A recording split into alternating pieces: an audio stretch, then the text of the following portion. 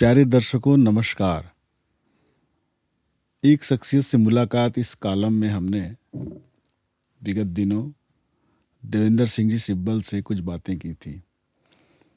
उन्होंने सिख के गौरवशाली इतिहास पर जो किताबें लिखी हैं और जो रिसर्च किया है और जो पंजाब के क्षेत्रों में दौरा करके उन्होंने बहुत सी जानकारियां एकत्रित की हैं, उसका लाभ हिंदी भाषी क्षेत्रों में और इतिहास के रुचि रखने वालों में और खासकर सभी नागरिक जनों को लाभ मिले, इस भाव से एक श्रृंखला उनकी ओर से की जा रही है। इस श्रृंखला में पिछले बातचीत में उन्होंने गुरु तेग बहादुर जी के बलिदान पर प्रकाश डाला था और उनके शीश को 9 वर्षीय उनके पुत्र गुरु गोविंद जी के हाथों में सौंपा जैता जी के द्वारा और उस पर एक किताब लिखी गई। इसके बाद गुरु गोविंद जी योद्धाओं के साथ मिलके इस्लामी हुकूमत से लड़ते रहे और उनका सामना सबसे बड़े ताकतवर मुस्लिम शासक औरंगजेब से हुआ। वे लगातार संघर्ष करते रहे और इस संघर्ष यात्रा में उन्होंने एक समय के बाद एक बड़ा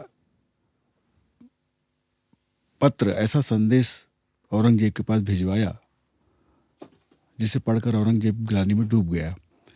देवेंद्र सिंह जी से मैं जानना चाहूँगा कि आप उस विषय पर जो गुरु गोविंद जी ने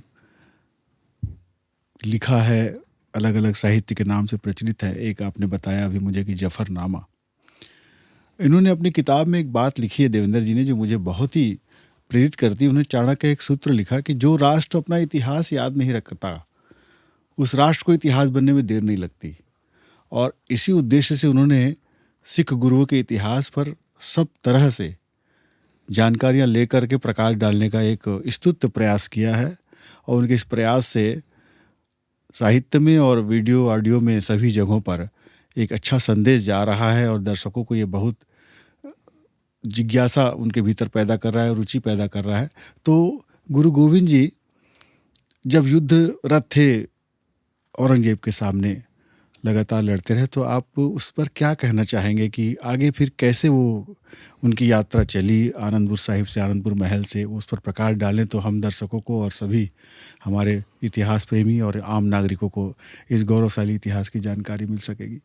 अपने पिता श्री गुरु तेग बहादुर साहब महाराज की शहादत के बाद जी, उनकी अंतिम संस्कार करने के बाद, उनके शीश का अंतिम संस्कार करने के बाद संगत के रूप में काफ़ी लोग अनंतपुर साहब में इकट्ठे हुए, जिसमें दूर गुरु घर के श्रद्धालु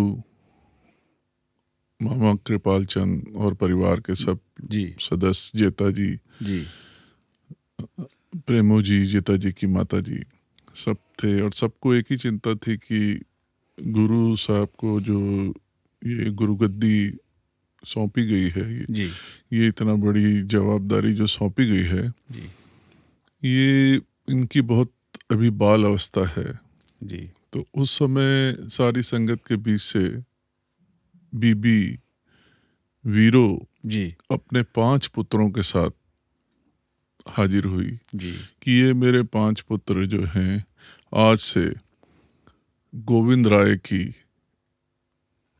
गुरु गद्दी के लिए समर्पित हैं और ये यहीं रहेंगे जी, और गुरु की सेवा में ही अपना जीवन व्यतीत करेंगे। जी, उनकी जो 5 पुत्र थे, जो 5 पांडव थे, वो बहुत शूरवीर थे, जी, हर कला में निपुण थे। भाई जेता जी थे। ये एक शुरुआती दौर में उनके बाल काल में मामा जी थे, मामा कृपाल चंद जी, जो उनकी गुरु गोविंद सिंह जी महाराज की जो बाल अवस्था थी उसमें उनको मार्गदर्शक देना, उनको शस्त्र कला सिखाना, युद्ध उनको कला सारी सिखाना। युद्ध कला सिखाना, जी, जी, उनको भाषाओं का ज्ञान, जी, काफ़ी भाषाओं का ज्ञान था। वो सर्व कला संपूर्ण थे, बहुत अच्छे कवि थे, बहुत अच्छे धनुर्विद्या उनकी बहुत अच्छी विद्या थी उनके और पास, फारसी भाषा के भी जानकार फारसी भाषा के भी जानकार थे। जी जी और काफ़ी उन्होंने बचपन में काफ़ी कुछ सीखा। जी बचपन में भी जब वो गुरु तेग बहादुर साहब की शहादत के पहले भी जब वो बच्चों के साथ खेलते थे, जी तो बच्चों का अलग अलग ग्रुप बना के एक जंग की नीति किस तरह होनी चाहिए, किस तरह कौन सा सेनापति कहाँ खड़ा होना चाहिए, कैसे युद्ध कला होती है, जी ये वो अपने खेल में ये सब चीज़ें शामिल करते थे। वाह तो जब वो धीरे धीरे बड़े हुए तो उनके साथ और सिख जुड़ते गए। 1699 की बैसाखी में उन्होंने जेता जी से कहा कि पूरे पंजाब में पत्र भेजो कि 1699 की बैसाखी में सारे सिख सारे आके शामिल हों। तो 1699 एक बहुत बड़े रूप में इंतजाम किया गया, बहुत बड़े रूप में लंगर की व्यवस्था की गई, बहुत बड़े रूप में पंडाल सजाए गए। जी और 1699 की बैसाखी में गुरु साहब ने घोषणा की कि मुझे 5 सिरों की जरूरत है। ऐसे 5 बलिदानी चाहिए मुझे जी, तो 5 सिख एक एक करके जी आगे आए। उसके बाद गुरु गोविंद सिंह जी महाराज ने उनको एक अलग वेशभूषा पहना के खंडे बाटे में पतासे और बाणी का सिमरन करके जी अमृत पान कराया जी और फिर उनसे ही खुद भी अमृत पान किया और ये घोषणा की कि ये आज से 5 प्यारे जी हैं। उसके बाद जो आसपास के राजा थे, गुरु गोविंद सिंह जी महाराज में ने एक नंगाड़ा जो है वो रखा हुआ था कि जब भी वो शिकार के लिए जाते थे जी तो वो नंगाड़ा बजाते थे। जब भी कोई युद्ध होता था तो उसके पहले वो नंगाड़ा बजता युद्ध था। घोष होता था नगाड़ा युद्ध से घोष होता था जी जी नंगाड़ा। जी और शिकार पे भी जाते थे तो नंगाड़ा नगाड़ा बजा के बजाते जाते थे थे। इससे जो आसपास के 22 जो राजा थे, जो छोटे मोटे राज्य के राजा जी थे, जी वो उनसे घबराने लगे कि ये एक नया पंथ चालू हो गया, इससे हमको उनको अपना डर सताने लग गया। अपने अस्तित्व का भय होने लगा अपनी छोटी छोटी लालचों के कारण जी जी जी वो उनको अपना भय सताने लग गया कि ये हमारा राज्य छीन लेंगे। छीन जबकि लेंगे ऐसी कोई ऐसी बात नहीं थी ऐसे कोई कल्पना ही नहीं थी। लेकिन वो अपने स्वार्थ के लिए मुगल राजाओं से मिलके जी और उन्होंने फिर कई हमले किए गुरु गोविंद सिंह जी महाराज पे, अनंतपुर साहब पे कई हमले किए बड़ी तादाद पे। लेकिन हर बार उनको पराजय का मुंह देखना पड़ा, क्योंकि जी एक जी तरफ सच्चाई थी जी और दूसरी तरफ एक स्वार्थ था स्वार्थ था, जी एक जी बेईमानी थी, एक फरेब था। जी तो कई लड़ाइयाँ वो हुई है हार गए। कई लड़ाइयाँ हारने के बाद उन्होंने एक दूत भेजा औरंगजेब और राजाओं ने मिलके, औरंगजेब की तरफ से भी और राजाओं ने मिलके एक दूत भेजा कि आप अनंतपुर साहब का किला, ये हमारी इज्जत की बात है कि हम इतनी लड़ाइयाँ हार गए, आपको अनंतपुर साहब का किला हम खाली नहीं करा सके। जी अनंतपुर साहब का जो किला है गुरु तेग बहादुर साहब का निजी जमीन थी, उन्होंने खुद पैसे देके वो जमीन खरीदी थी। जी जी उन्होंने कहा ये किला एक बार आप खाली कर दीजिए, हम आपको कुछ नहीं बोलेंगे, आप जहाँ भी जाएं, जिस भी क्षेत्र में पंजाब में जाके आराम से बसें, हम हमारी तरफ से कोई हस्तक्षेप नहीं होगा। गुरु साहब उनकी बात पे विश्वास नहीं नहीं हो रहा था, उनको विश्वास नहीं था। तो फिर संगत से सलाह मशवरा हुआ। संगत का भी ये था कि काफ़ी लंबे समय से ये लड़ाइयाँ चल रही खून हैं, खराबा हो रहा है। और वो कुछ समय के लिए अगर खाली करने के लिए बोल रहे हैं जी। तो खाली करके फिर थोड़ा पंजाब के दूसरे क्षेत्रों में रह के फिर वापस यहाँ वापस आया जा अनंतपुर सकता से, है। हाँ। और उनका भी यही था कि आप दोबारा यहाँ आ सकते हैं, एक बार आप सिर्फ जी, जी। इस किले को खाली कर दीजिए। तो किला सबके सलाह मशवरे से किला खाली करने की तैयारी हुई, और गुरु साहब जो है वो बड़े साहिबजादों के साथ अलग दिशा की ओर निकल गए, और गुरु साहब के महल दिल्ली की ओर उन्होंने अपने साथियों के साथ रवाना हो गए, और माता जी के साथ जो है दो शहजादे। दो साहिबजादे छोटे वो माता जी के साथ रवाना हो गए। और जैसे ही इन्होंने किला छोड़ा वैसे ही इन पे फिर आक्रमण हुआ, और काफ़ी आक्रमण चलता रहा। काफ़ी तादाद पे इनकी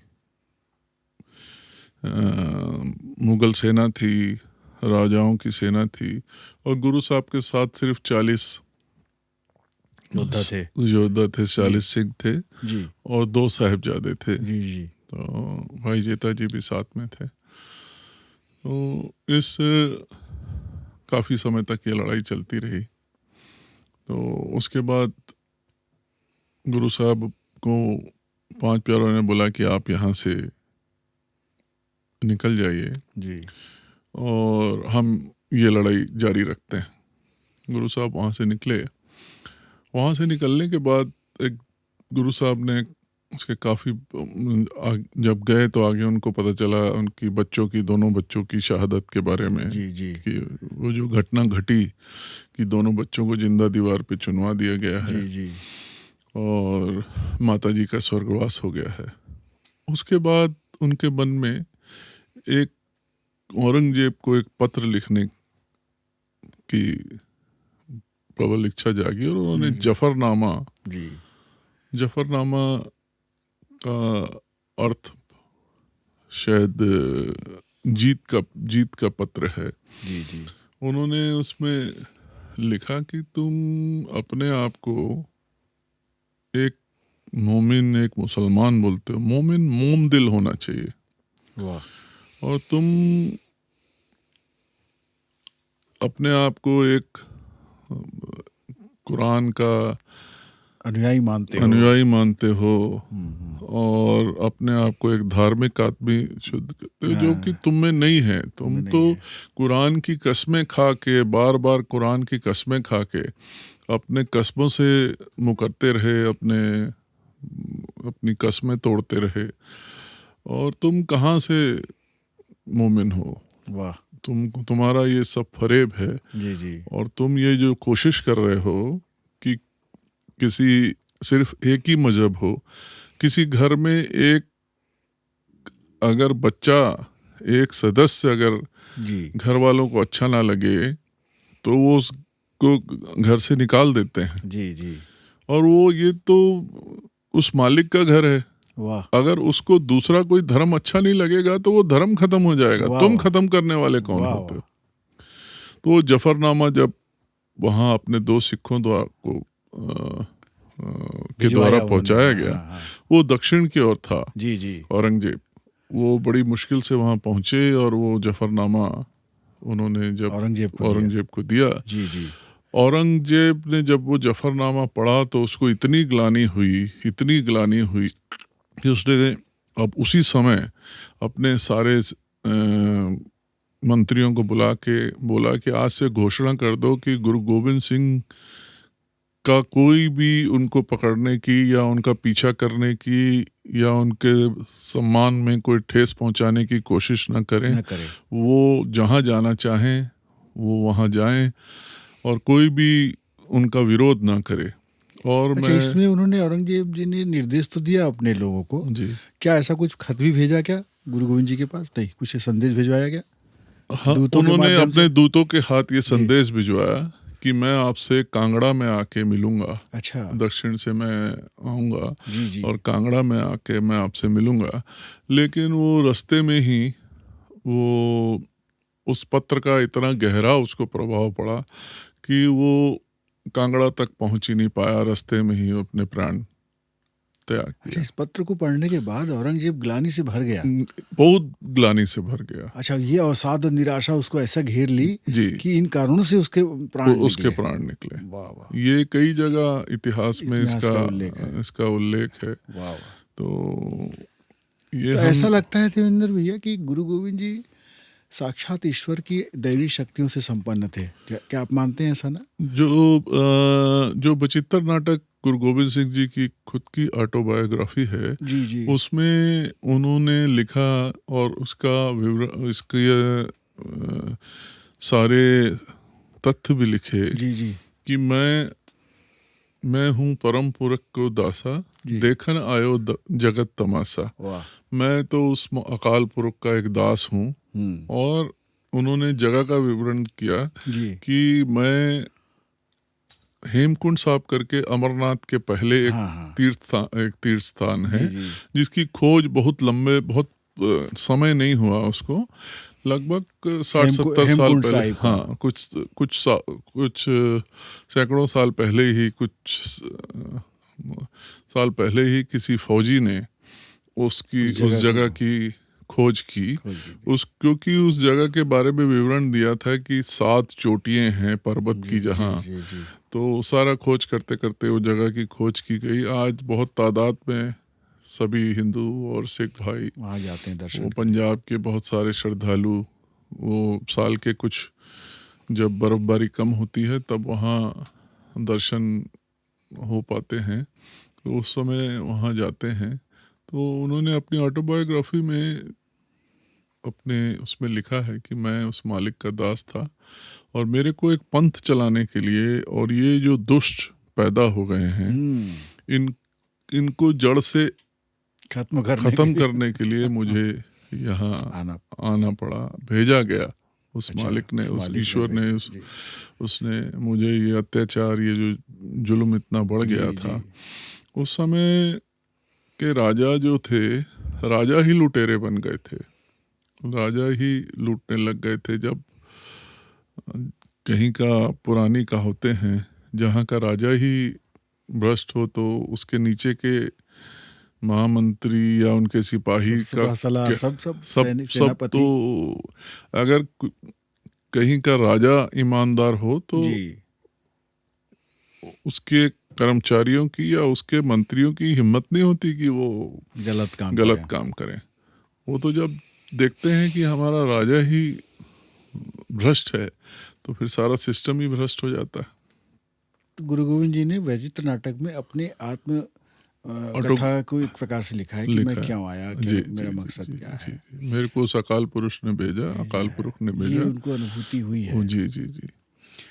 इसमें एक बात आप और बता रहे थे कि माता जी गुरु गोविंद जी की 2 शहजादों के साथ जी जिस स्थान पर शहीद हुई, जी आज भी ऐसी वहाँ परंपरा है कि इस ठंड के महीने में जी लोग उनके सम्मान में, जी। तो वो क्या परंपरा, कैसे आदर ये स्वरूप करते हैं, वैसा कैसा जी, करते हैं वो उस ठंड को, उस तकलीफ को महसूस करने की कोशिश करते हैं। पंजाब में ये है कि ये अच्छा, माह जो है, जी जी ये 22 से 29 तारीख तक शहीदी जोड़ मेला पंजाब में होता है, अच्छा सरहंद में होता है। जी तो वहाँ आसपास पंजाब प्रांत में ही जी लोग जी। इन दिनों में पलंग पे ना सो के जमीन में सोते हैं, उस ठंड को महसूस करते हैं कितनी कि कैसे प्रताड़ना दी गई थी वहाँ। कितनी प्रताड़ना थी और कैसे एक याद करने की, बच्चों को याद करने हाँ, की, याद कर। माता जी को याद करने की, एक ये एक इतिहास को अपनी इतिहास को स्मृति में रखना, रखना। आने वाली पीढ़ी को बताना। जी जी जी जी। वाह, बहुत और अच्छी बात। बहुत अच्छी इसमें आप बहुत अच्छी दो, एक मुस्लिम कवि ने बड़ा जी कमाल लिखा है। जी आप अल्लाह यार खान योगी जी ने जी। बहुत ही इस शहादत का चित्रण किया है। किया है। और बहुत ही आप उस चित्रण को पढ़ें या उनकी लेखनी को पढ़ें जी। तो कोई ऐसा आदमी नहीं है जिसकी आंखें नम ना हो जाएं। वाह। और वैसे ही दौलत राय जी ने भी जो उस समय की स्थिति थी, जो वो है, वो दौलत राय जी ने भी उसमें लिखा दौलत है राय जी अपने की भी एक किताब बड़ी सिख उसमें बड़ी फेमस हुई है। तो काफ़ी हिस्ट्री है। हमारा प्रयास रहेगा कि छोटी छोटी जानकारी आप तक पहुंचाने की। वाह। कोई इतिहास बताने में किसी प्रकार की भूल चूक हुई हो तो उसके लिए हम क्षमा चाहते हैं। कोशिश होगी कि आपको जितनी ऑथेंटिक हिस्ट्री है, जितनी हमारी समझ है, हमारी बुद्धि है, उसकी उसमें कोशिश करके आप तक पहुंचाने का प्रयास करेंगे। आपका भी बहुत बहुत धन्यवाद अजय जी, जो आप हमारे साथ, आपकी भी जिज्ञासा काफ़ी रहती है सिख हिस्ट्री के बारे में, और आपने भी काफ़ी किताबें पढ़ी हैं। तो आपका भी बहुत बहुत धन्यवाद। अगली कड़ी में हम फिर आगे और चर्चा करेंगे इस विषय में। देवेंद्र जी ने जो बातें कही है, प्यारे दर्शकों, मैं बताना चाहूँगा कि किसी भी ग्रंथ और धर्म को एक बार पढ़ने से पूर्णता नहीं आती। इतिहास ऐसा गौरवशाली और दैवी शक्तियों से भरा हुआ रहा है, पूज्य गुरु गोविंद जी महाराज के चरित्र से। इसे बार बार कहने और सुनने की आवश्यकता है। इस भाव से देवेंद्र जी ने अथक प्रयास प्रारंभ कर दिया है कि ये इतिहास ज़्यादा से ज़्यादा लोगों के पास पहुँचे। आज ये सार्थक चर्चा निश्चित रूप से आप सबको प्रेरित करेगी और इतिहास की वस्तु स्थिति से अवगत कराएगी कि कितने त्याग और बलिदान के बाद आज हम स्वतंत्र रूप से अपने अस्तित्व के साथ इस भारतवर्ष में हैं। हमारा अस्तित्व अगर यदि सलामत है विश्व में, तो इन्हीं महापुरुषों के खून से रंगे हुए उस कल के कारण है। इस गौरवशाली इतिहास को देवेंद्र जी ने बहुत अच्छे ढंग से लिपिबद्ध किया है। मैं उनको बहुत बहुत साधुवाद देता हूँ। आप सबको शुभकामनाएं देता हूँ। जय गुरु गोविंद जी महाराज।